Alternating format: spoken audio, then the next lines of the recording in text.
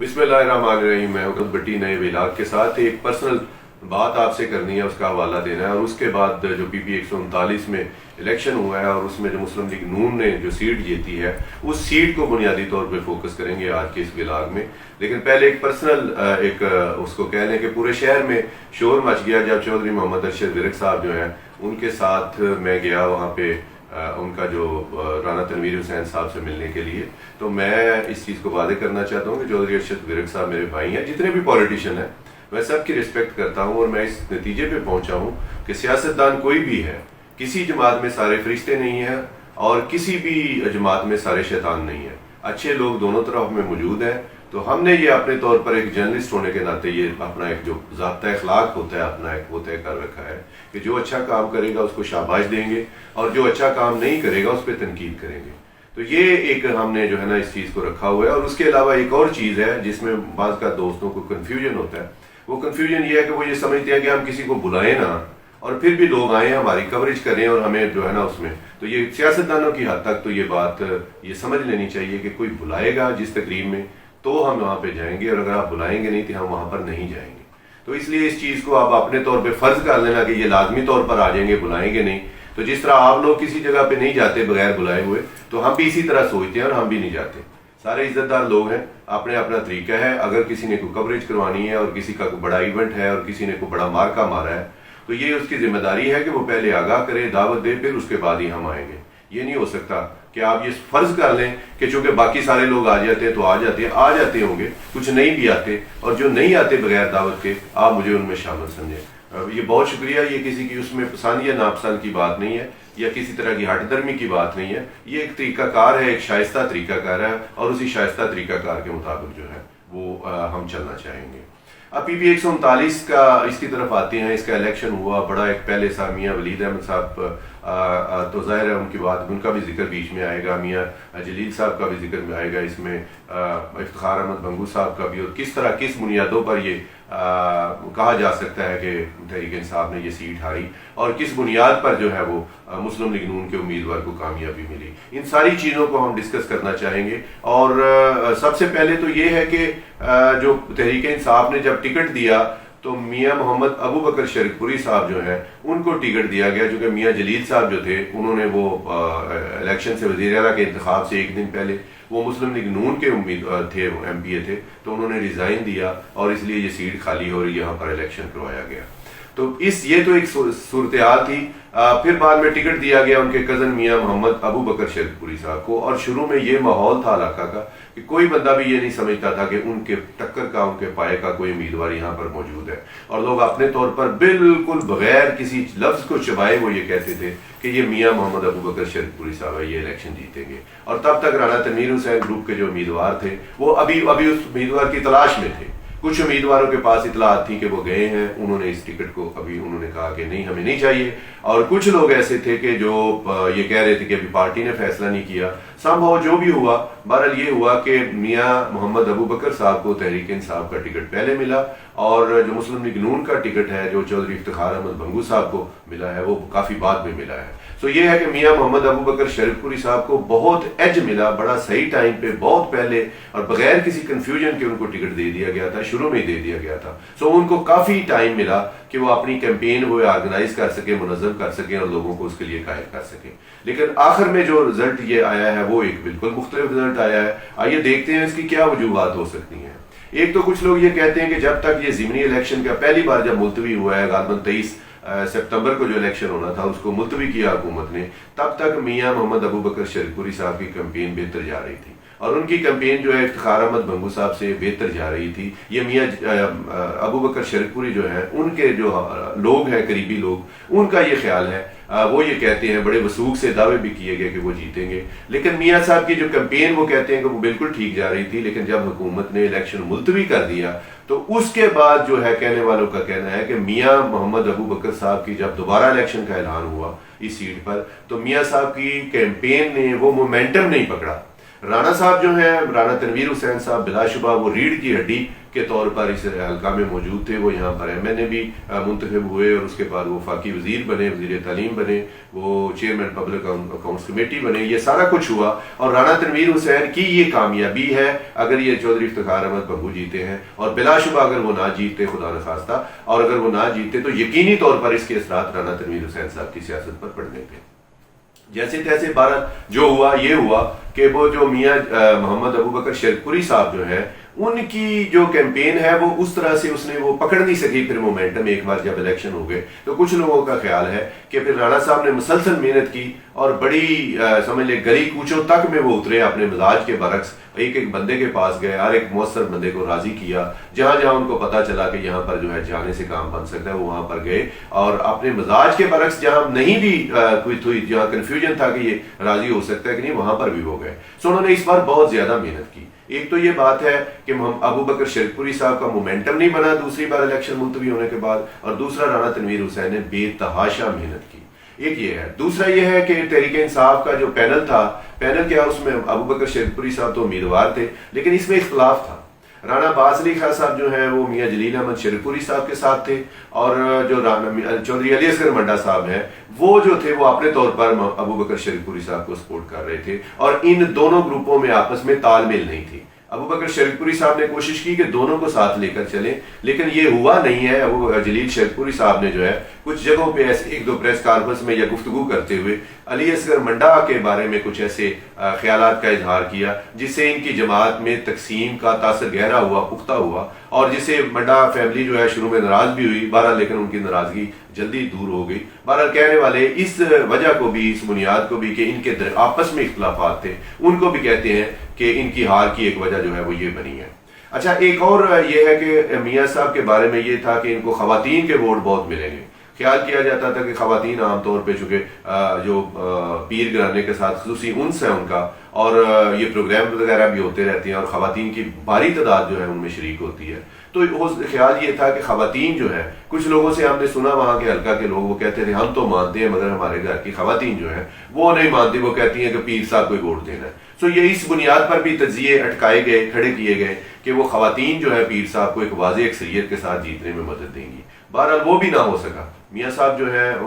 खवातीन का इस तरह, जिस तरह होता है ना, ओवरवेलमिंगली उनको वोट मिलते खवातीन के, और एक वाज़ेह फर्क होता, तो 2,500 कुछ वोट बनते हैं, 34 तो नहीं, मेरा ख्याल 29 या 27 के करीब जो असल लीड है। वो जो मैंने GNN के हमारे एक हैं, हमारे दोस्त हैं फैसल साहब, उन्होंने इसको रिपोर्ट किया और वो बड़े अथेंटिक जिम्मेदार रिपोर्टर हैं, तो उन्होंने ये कहा, चले कुछ लोग कहते हैं 3,3100 के करीब लीड थी, ये जितनी भी लीड थी, लेकिन यह है कि खवातीन का उसमें रोल जो कहता है कि जत्थे बांध के और ग्रोह दर ग्रोह आएंगी और मियाँ पीर साहब को जितवा देंगी, तो ऐसी कोई बात जो है वो ऑन ग्राउंड जो है वो देखने में नहीं आई। अच्छा, एक और बात थी कि पूरे मुल्क में यहाँ पे इस हल्के में देखने की बात है कि PTI की पूरी लहर चली है, लेकिन इस हल्के में PTI की लहर नहीं चल सकी। ये बड़ी दिलचस्प बात है कि इमरान खान जो है वो 6 हल्कों से उन्होंने इलेक्शन जीता, छक्का लगाया, हर तरफ इमरान खान का जो है चर्चा था, हर तरफ उनका जो है वो, सिर्फ कराची की एक सीट वो आ रहे हैं, जहां जहां से वो खड़े थे 6 सीटें वो जीत गए हैं। लेकिन ये हुआ कि इस हल्का में इसको बुनियादी तौर पर ख्याल किया जाता था कि मुस्लिम लीग नून का हल्का है और यहाँ कभी कोई और उम्मीदवार नहीं जीता यहाँ पर, और यहाँ पर बिल्कुल मुशर्रफ दौर में मियाँ मोहम्मद अजहर साहब जो थे वो भी यहाँ पे जो है वो इलेक्शन हार के गए थे, और जबकि उनके बारे में तब तक ये राय थी कि ये वजीर आजम के उम्मीदवार हैं। सो मियाँ अजहर साहब भी इस हल्के से हारे। मुस्लिम लीग नून का ख्याल किया जाता था कि इस बार शायद ये गढ़ जो है ये फतह कर लेगी तहरीक इंसाफ, लेकिन ये अब भी मुस्लिम लीग नून का गढ़ रहा है। ये बड़ी दिलचस्प बात है कि यह तहरीक इंसाफ के इस, जबकि लहर पूरे मुल्क में चल रही है उसकी, तो ये इस बार जो है यहाँ पर उनके बाहर कदम नहीं जम सके। एक और इसमें जो है शुरू में ये भी था कि उम्मीदवार बड़े ठीक है, अबू बकर शरीफपुरी साहब, ये भी था उसमें कि सर्वे रिपोर्ट्स भी आई थी, कुछ उनका भी बड़ा चर्चा रहा वहां पे कि जी सर्वे रिपोर्ट्स में जो है वो मियाँ साहब जो है वो आगे हैं तो वही जीतेंगे। मुस्लिम लीग नून के हल्के भी खुद जो है वो भी कंफ्यूजन का शिकार थे। ये कहते थे हमने बड़ी मेहनत की है, बराबर कर लेंगे, करीब करीब है, नेक टू नेक है, थोड़े वोटों का फर्क पड़ेगा, लेकिन जीत की वाज़ेह पेशगोई जो वो नहीं करते थे। चंद एक लोगों के अलावा सबको ये था कि मोहतात रवैया अपनाया हुआ था। बहरहाल ये है। उसके बाद अब जब नताइज आ गए और अबू बकर शरीफपुरी साहब हार गए और इफ्तिखार बंगू साहब जीत गए, तो उसमें क्या हुआ, उसमें मुझे ये लगता है कि सबसे ज्यादा तो हीटी हुई है और जो शर्मिंदगी कह लें कि जो उठानी पड़ी है वो पीपल्स तहरीक इंसाफ के जो इतने सारे लोग थे जो उसको सपोर्ट कर रहे थे, और ख़ास तौर पे सियासी कैरियर अगर मुतासर हुआ है तो मुझे ये लगता है कि मियाँ जलील साहब का भी हुआ है, इसमें उनका तो हुआ ही हुआ है, लेकिन उसके साथ जो है इतने अच्छे उम्मीदवार के साथ हारना। तो अली असगर मंडा साहब जो है, जो पहले MP रह चुके हैं मुस्लिम लीग नून के साथ, और उन्होंने उनका साथ दिया था, आज़ाद वैसे वो हुए थे, लेकिन उसके बाद जो है मंडा साहब ने MNA का इलेक्शन लड़ा राना तनवीर हुसैन के मुकाबले में, लेकिन वो इस इलेक्शन में कोई ठोस ऐसी कारकर्दगी नहीं दिखा सके जिसको कहें कि ये बड़ा क्लोज मुकाबला हुआ था, ऐसा नहीं था। मंडा साहब जो है अब एक MPA का उम्मीदवार अपने हल्के में नहीं जिता सके, तो ये इससे इस तासर को तकवीत मिलेगी कि मंडा साहब का अपना सियासी कैरियर अब खतरे में है। अगर वो MNA के जैसा कि वो उम्मीदवार है, MNA के उम्मीदवार, तो अगर वो MNA का टिकट लेने जाएंगे तो अगर क़यादत ने उन्हीं को टिकट देने का फैसला किया तो सवाल बहरहाल उनसे बहुत सारे किए जाएंगे। एक तो ये बात है। दूसरी बात यह है कि इसमें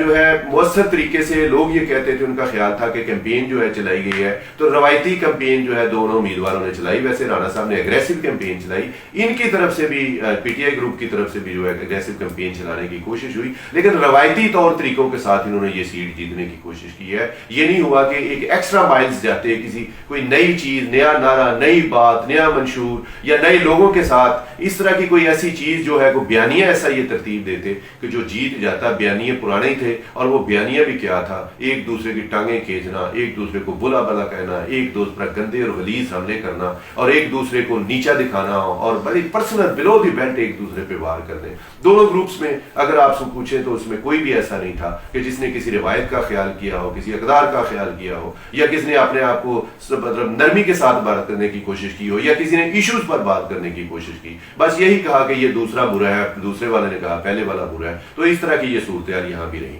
अच्छा, अब जो एक और बड़ी जबरदस्त चीज है जो देखने वाली है, वो ननकाना साहब जो है वहां पे बरादरियों का बड़ा एक धड़ेबंदी और बरादरियों का बड़ा जोर होता है, और वहां पे डॉक्टर शिदरा मनसब जो है ख्याल ये था कि वो तरीके इंसाफ के उम्मीदवार के मुकाबले में जो कि इमरान खान थे वो कामयाबी हासिल करेंगी, लेकिन डॉक्टर साहब को एक वाजे वोटों के साथ शिकस्त हुई है। वहां पे इमरान खान का पूरा जादू चला है, और उसकी ननकाना की सरहदें शरीफपुर के साथ मिलती हैं। तो शरीफपुर में वो जो होता है ना, जो एक लहर थी तहरीक इंसाफ की और जो इमरान खान के नाम की थी, वो यहाँ पे उस तरह जिसको कह रहे कि एक्सपोर्ट नहीं हो सकी या इम्पोर्ट नहीं हो सकी, तो वो यहाँ तक नहीं पहुंची। तो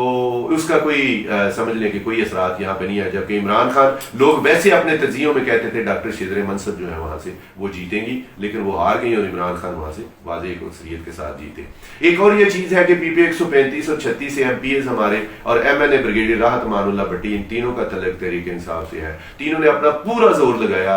शरीफपुर में जाके कैंपेन में शामिल हुए, मीटिंग्स में शामिल हुए, और वहां पे जो वोटर जो इनके थे, इनके मिलने वाले, चाहने वाले, इनके तल्लक वाले जो है, उन सबको भी इन्होंने कहा, यानी इनकी प्रेजेंस वहां पे रही,